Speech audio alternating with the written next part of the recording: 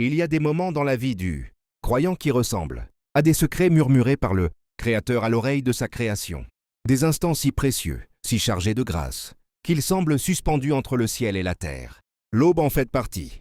Ce silence qui précède le monde, cette lumière fragile qui perce la nuit, ce souffle frais qui semble porter les supplications directement au trône d'Allah. C'est dans ce sanctuaire du temps, juste après la prière du Fajr, quand ton cœur est encore empreint de la sérénité de la prosternation et que ton esprit est dégagé des brumes du sommeil, qu'une promesse extraordinaire t'est offerte, une clé déposée entre tes mains, une invocation si puissante, rapportée par la tradition prophétique, qu'elle peut transformer le cours d'une vie et même le destin de tes générations futures. On rapporte qu'après la prière de l'aube, sans parler à quiconque, en restant dans la quiétude de ton lieu de prière, tu récites ce verset sacré 11 fois de suite.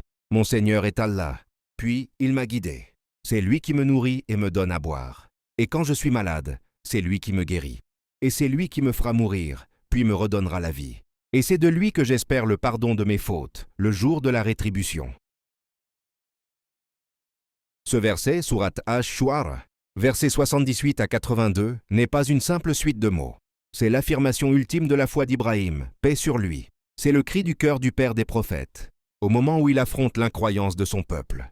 Et aujourd'hui, par la sagesse infinie du prophète Mohammed, paix et bénédiction sur lui. Il devient ton propre cri du cœur, ton ancrage, ta déclaration d'allégeance quotidienne. Mais pourquoi 11 fois?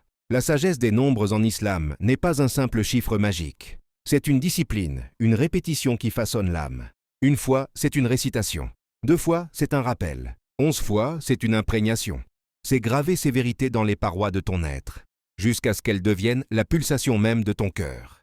Jusqu'à ce que, face à une épreuve, tu ne dises plus « je suis perdu ». Mais « mon Seigneur est Allah ».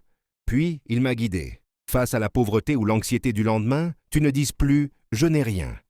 Mais c'est lui qui me nourrit et me donne à boire. Face à la maladie, tu ne dises plus « c'est la fin ». Mais c'est lui qui me guérit. 11 répétitions, c'est le marteau qui enfonce le clou de la certitude dans le bois encore tendre de notre foi parfois vacillante.